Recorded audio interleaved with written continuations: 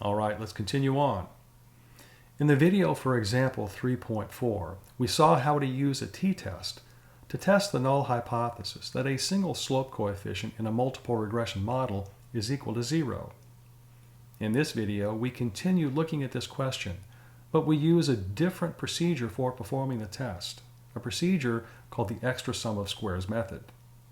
The extra sum of squares method is extremely useful because it not only allows us to easily test hypotheses about a single regression slope coefficient, like we're doing in this example, but it also allows us to test more complicated hypotheses involving two or more slope coefficients.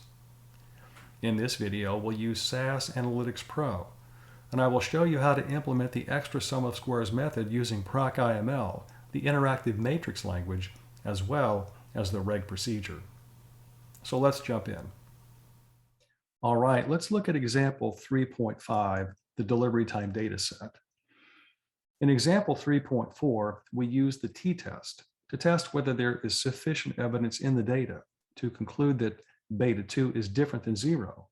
That is, the null hypothesis is that beta 2 is equal to 0, as shown here, and this is given that x1 is in the model against the alternative hypothesis that beta 2 is not equal to 0. In this example, we're going to use the extra sum of squares method to test the same hypotheses. Now, the idea behind the extra sum of squares method is that we fit two models. The first model is called the full model. All right, that model imposes no constraints. And so in our case, that would be the multiple regression model that contains both x1 and x2. We then fit what is called the reduced model. The reduced model imposes the restrictions or constraints that are given in the null hypothesis. Now, in the null hypothesis here, beta 2 is equal to 0. And if that's the case, then x2 is not linearly related to y. And so we would just leave x2 out of the model. And so that reduced model would be a regression model that just contains x1 as the only explanatory variable. Now, once we have the full model and the reduced model, we get the sum of squares regression from each of those two models. So the sum of squares regression for the full model and the sum of squares regression for the reduced model. We then take the difference between those sums of squares regression, the sum of squares regression for the full model minus the sum of squares regression for the reduced model. And then we divide that difference by the number of degrees of freedom associated with the test, which in this case is going to be 1 because we only have one restriction in the null hypothesis. Now, once we have that, we also obtain the estimate of sigma squared from the full model. And so that would be the mean squared error, or the MSE, from the full model. We then take the ratio of these two quantities to get an F statistic, which we then compare with the upper alpha percentage point of an F distribution with one, in this case, one numerator degree of freedom and denominator degrees of freedom equal to n minus p. And so let's take a look at the SAS code for this. And I'm going to be using two procedures. First, we're going to look at how to do this in PROC IML, the interactive matrix language. All right, and so we are programming this as it's shown in the textbook. And then once we've done that, we'll look at how to do this in PROC REG as well. Now, we have looked at how to estimate the parameters in the multiple regression model, and we've seen how to construct or calculate the values so that we could construct the ANOVA table for the regression. And so we're just going to do that for the full model and for the reduced model. And so we're going to replicate this section that we had up top where we were fitting the model and then computing the quantities for the ANOVA table. And so you can see here, I've got a section called the analysis of the full model, and we're going to estimate the parameters.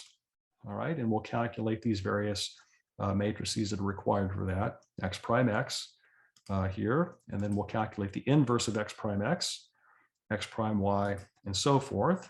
And then we calculate the parameter estimates. And then what we did was we calculated the quantities for the ANOVA table. And that allows us to easily calculate the sum of squares regression for the model and the mean squared error.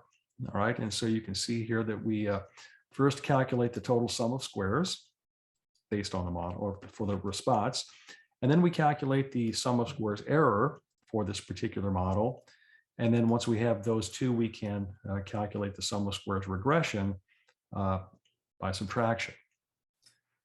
Now, notice that I need the sum of squares regression for the full model. I need to save that. And so that's what I'm going to do right here.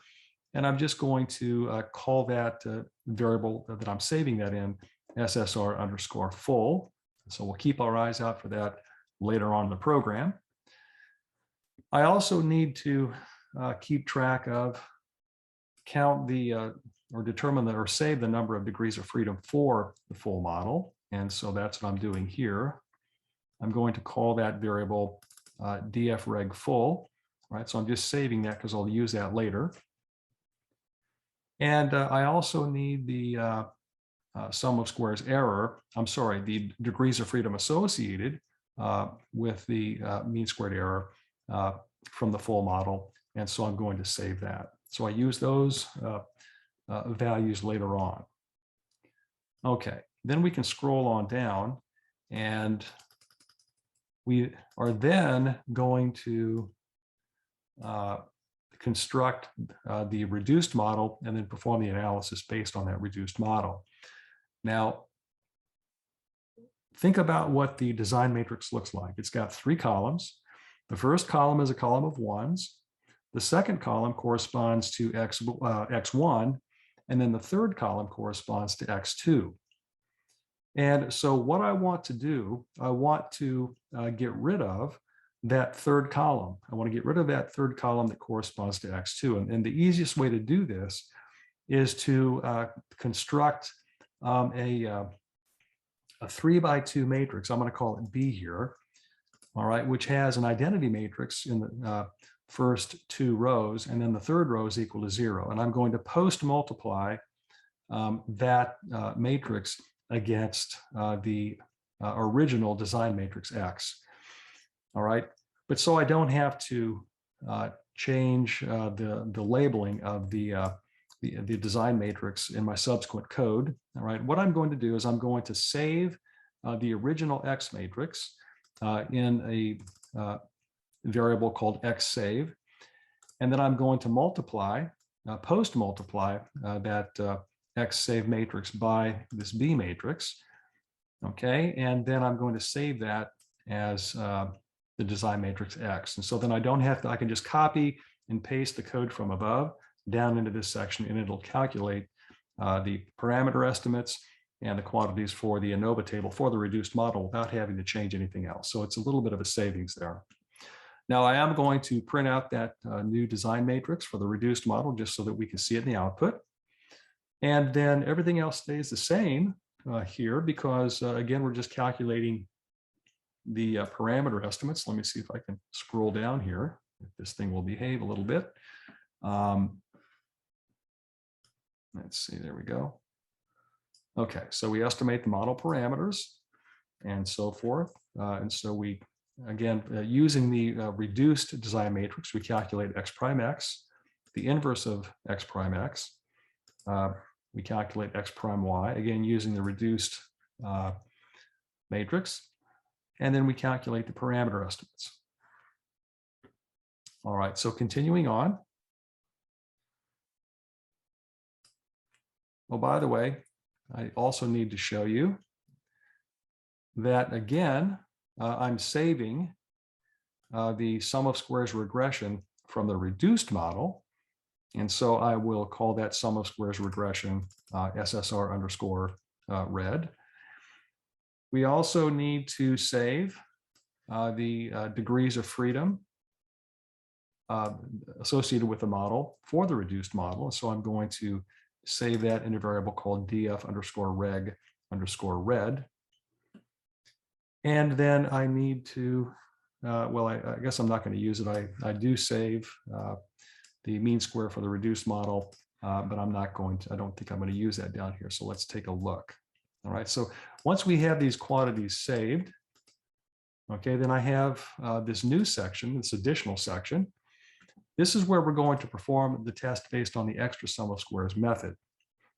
All right, and so the first thing I'm going to do is I'm going to calculate the difference in the model sum of squares. So the sum of squares regression for the full model minus the sum of squares regression for the reduced model.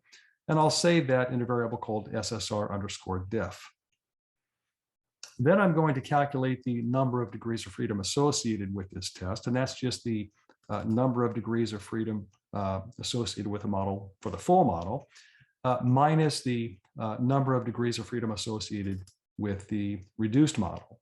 And I'll save the difference in degrees of freedom in df underscore test, because this is the number of degrees of freedom associated with this particular test that we're performing. Okay, and then we continue on down here. Once we have those quantities, then we can calculate the F statistic for the test.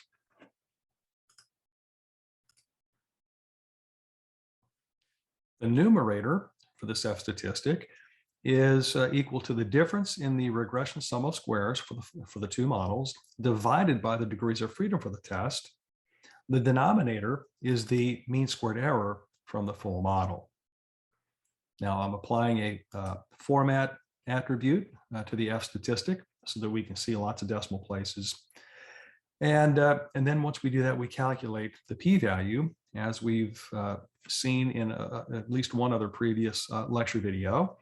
And again, the number of degrees of freedom for the test are going to be equal to df underscore test. That's the difference in the model degrees of freedom for the two models, the full model minus the reduced model. And then the denominator degrees of freedom is going to be associated with the degrees of freedom for error for the full model. All right, so that's really all there is to it. You can see here that what we're doing is just fitting two models, the full model and the reduced model. The reduced model imposes the restriction that is stated in the null hypothesis. We get the appropriate quantities from the ANOVA tables for the two models, the sums of squares regression for the two models, and then the degrees of freedom and so forth. And then we just apply this calculation. And so let's see what we get here when we run this. And I just scroll up here. Okay, there's the original data set. I just want to show you that, because now if we go down to the section for the reduced model, the analysis of the reduced model, notice that by post multiplying it by that what I called the B matrix, okay, we got rid of that third column in the X matrix. And so now I'm just applying that same set of code to calculate the parameter estimates. Okay, here we have beta 0 hat and beta 1 hat for the reduced model, and all the other quantities that go along with the ANOVA table for that. And now here we have the section perform the test using the extra sum of squares method. And so I printed out the quantities that I saved and used down in this section. So we see here that the sum of squares regression for the full model was 5550.8109. The sum of squares regression for the reduced model was 5382.4088. The difference is 168.40213. The degrees of freedom associated with this test is equal to 2 minus 1, which obviously is 1. All right, and then the error degrees of freedom for this test would be 22. And then finally, you'll recall that the mean squared error for the full model was 10.624.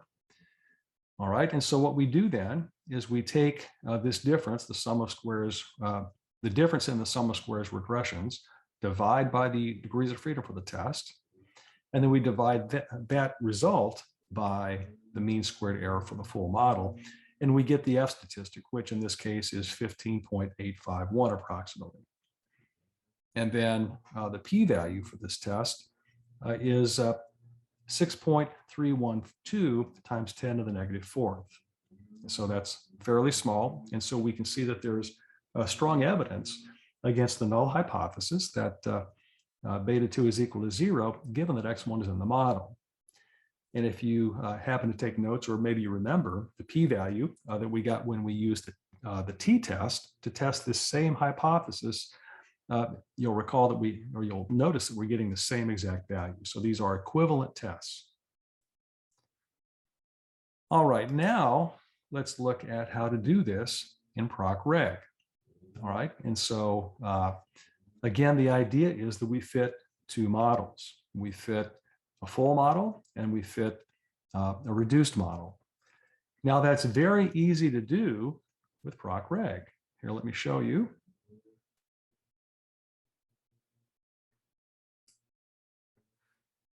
Okay, so here we have the full model. All right, and you'll notice that I've got both X1 and X2 in the model. So that's the full model. And then I fit the reduced model down here below it. And all I've got to do is just, include X1. I just, not include X2. And so that's my reduced model. Now, I am also, let's get rid of that for now. We don't need that. And so then once we run those two procedures, we're going to be able to get the values that we need to perform this calculation. So let's run this. And I'm going to go ahead, I'm going to select this portion of the code. All right. And so let's go ahead and run that. Okay. And so you can see here, we get the results for the full model. All right. And we also have the results for the reduced model. Now, what do we need? Well, we need the sum of squares for the model, for the full model. So the 5550.81092. We also need to keep track of the degrees of freedom associated with that model. We'll also need to save the mean squared error for the full model. From the reduced model, we need the model sum of squares. We need the model degrees of freedom. All right. And then what I'm going to do, and nothing fancy here, I'm just going to copy and paste those quantities into this data step. So I'm creating a data step or a data set called test, and I'm copying and pasting in the quantities from the ANOVA tables for the two models, the full model and the reduced model. All right, and so you can see here that I'm this code basically mirrors the portion of the code in the PROC IML program that was at the bottom after we had fit those two models. All right, so let's take a look. Let me just say that this is, this is pretty basic, copying and pasting these quantities from the output into this SAS program. It's possible to get those values programmatically, but it's a bit cumbersome, to be honest with you. And for a simple example like this, and for time purposes, it's really perhaps not worth it to do that. All right, and there's another reason why it really is unnecessary that I'll show you in just a second. But this is, this is how we can implement that extra sum of squares method in the context of using PROC REG. So let me go ahead and run this section of code. Okay, and you see here the output from that section. And so we see here we've got the sum of squares regression for the full model, the sum of squares regression for the reduced model, the difference in the sums of squares. We see the number of model degrees of freedom for the full model, the number of model degrees of freedom for the reduced model. The difference is the number of degrees of freedom associated with this test. We saved the MSE from the full model. And then we calculate the F statistic, which is 15.8508. So that's exactly what we got using PROC IML. And the p-value is 0.000631248. And that's what we got when we used PROC IML. So we get the same exact result, as should be the case. And so this is how you can do this using PROC REG. It's as simple as fitting a full model, all right, right here, and a reduced model right there. But now let me show you one more way to actually perform this test, right? And again, this is the test that we're talking about. We've seen how to do this test using a t-test. We've seen how to perform this test using the extra sum of squares method. All right, but there's a much easier, more straightforward way, and that is just to obtain the same result from the parameter estimates table in PROC REG. And so what I'm going to do here is I'm going to run PROC REG, just a single model. I don't have, it's the full model, right? I don't have to bother with fitting that reduced model. But as part of my output, I want to see the parameter estimates table that PROC REG produces. All right, and so let me go ahead and run this portion of the code. All right, and so you can see here that this is what we get. And in fact, let me do this. I'm going to, I really don't even need the ANOVA table. So I'm going to rerun that just to kind of clean things up. And this is what I'll post. All right, so here we have the parameter estimates table. I want you to look at this line for the x2 variable. And you can see here that we have a t-value and a p-value. Now, if you square that t-value, you're going to get the same value as this f statistic up here. All right, you're going to get 15.85.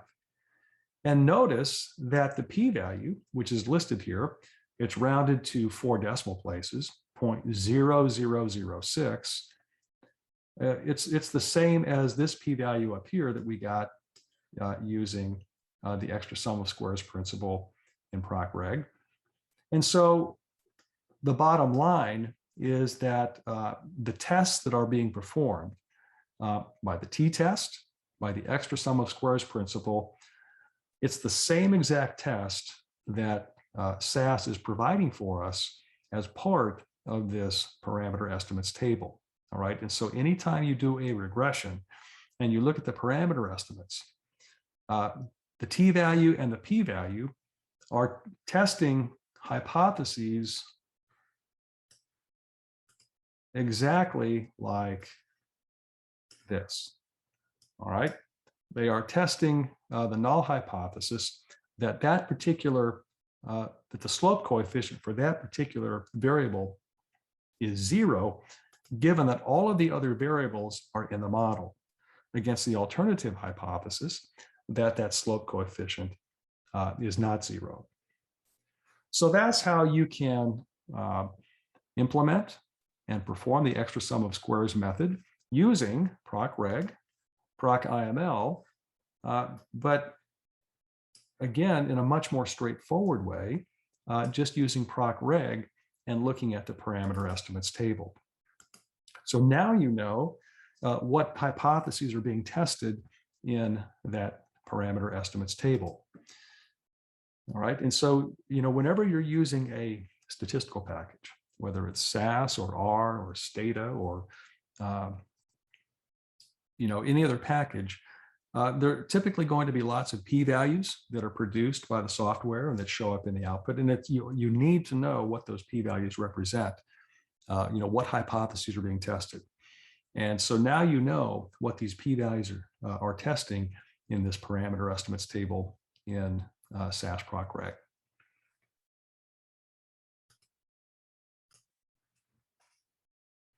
But what if we want to test more complicated hypotheses than something as simple as a slope coefficient being equal to 0, given that all the other variables are in the model? Well, that's where the extra sum of squares method really is very, very powerful, because again, it allows us to test hypotheses that are more general, that are more complicated than this, and for example, that involve more than one slope coefficient from the model.